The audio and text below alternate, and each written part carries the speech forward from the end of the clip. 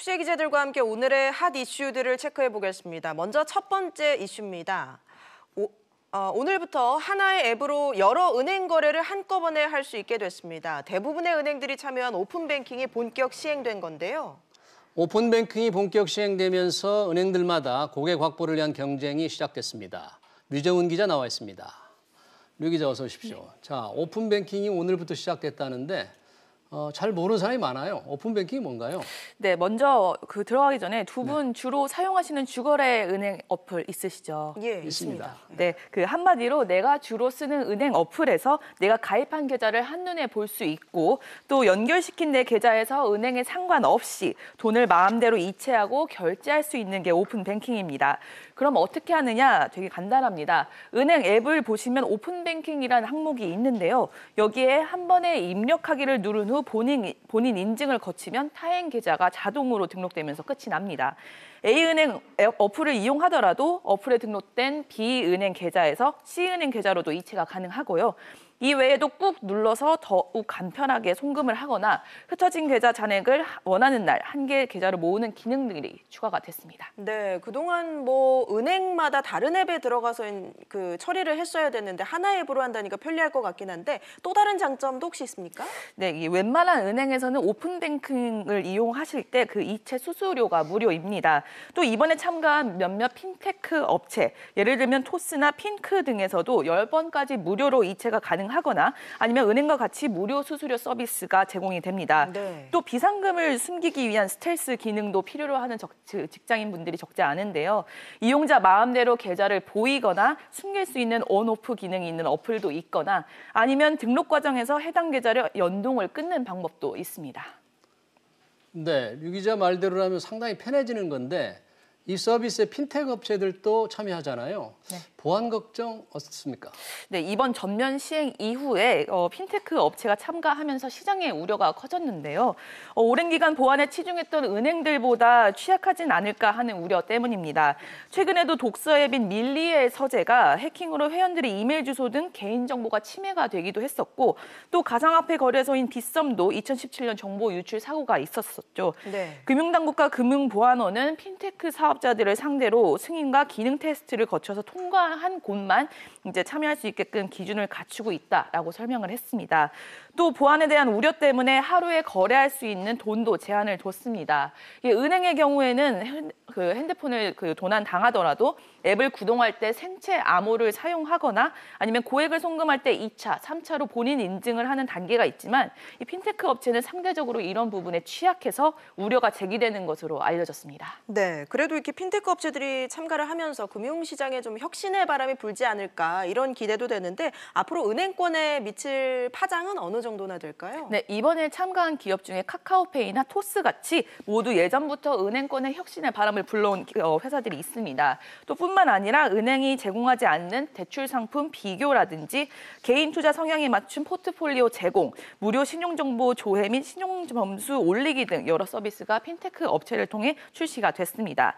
아직까지는 소비자가 느끼기에 혁신이다 할 만큼의 새로운 서비스는 없다는 게 업계의 중론이긴 한데요. 그러나 고객 유치에 혈안이 된 은행들에게는 핀테크 업체라는 새로운 경쟁자가 생기면서 고객 유치 전쟁은 더욱 불붙을 것이라는 전망이 나옵니다. 네, 류 기자 얘기 잘 들었습니다.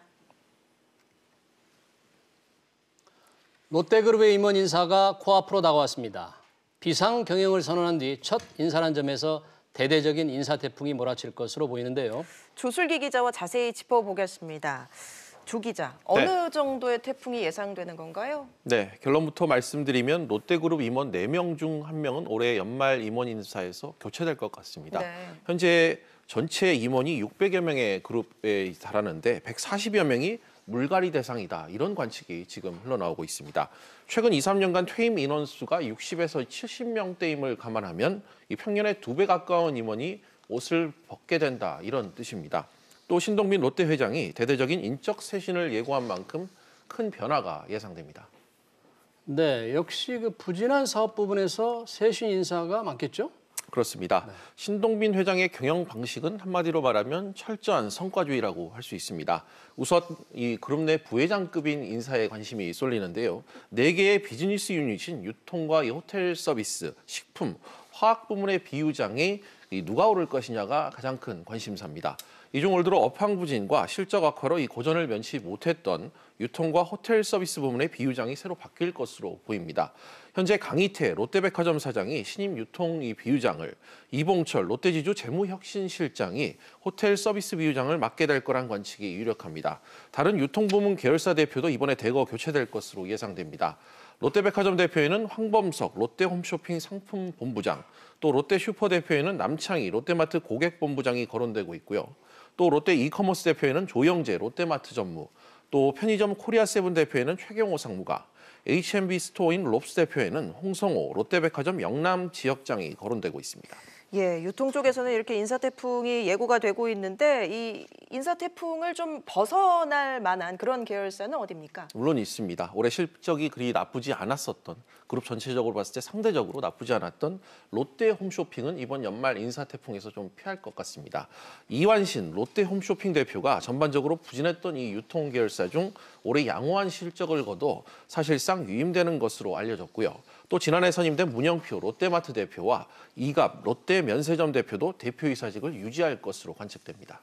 네, 롯데그룹이 대표이사를 이렇게 대규모로 바꾸는 건 전례가 없는 일이죠. 네, 그렇다고 볼 수 있습니다. 그룹의 핵심인 유통부문의 실적 부진을 좀 쇄신 인사를 통해 좀 극복하기 위해서라고 해석이 가능합니다. 주력 계열사인 이 롯데쇼핑 같은 경우 당장 지난 3분기 영업이익이 전년보다 50% 넘게 곤두박질 친 상태고요. 롯데 하이마트 등 다른 계열사들도 사정은 크게 다르지 않습니다. 실적 부진에서 벗어나기 위해서는 결국 과감한 변화, 또 고강도 인적 쇄신이 필요하다는 신동빈 회장의 이 판단이 작용한 게 아니냐, 이런 분석인데요.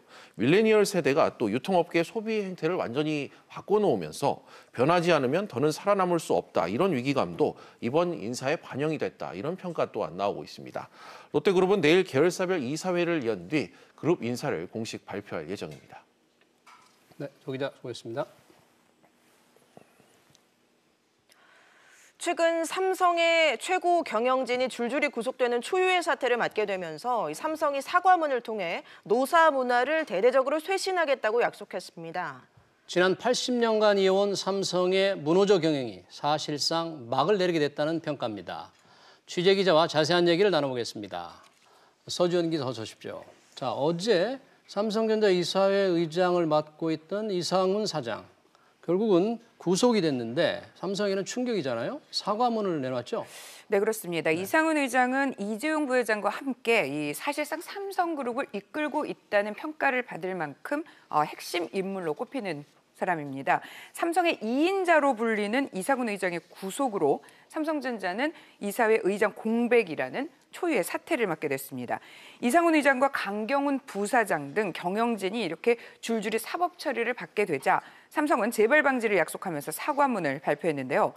노사 문제로 인해서 많은 분들께 걱정과 실망을 줘서 대단히 죄송하다며 재발 방지를 약속했습니다. 또 건강한 노사 문화를 정립해 나가겠다고 밝혔습니다.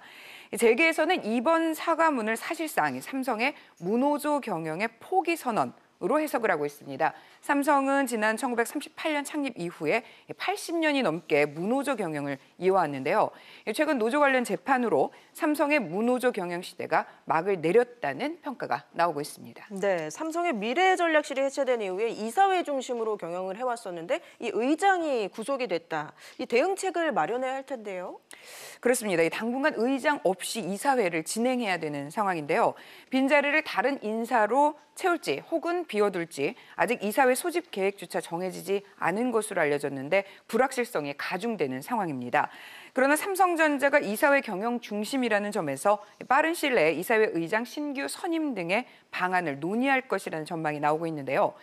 사회이사인 박재환 전 기획재정부 장관이 올해 말 성균관대를 그만두기 때문에 신임 이사회 의장으로 선출될 가능성이 높다라는 예상도 나오고 있습니다.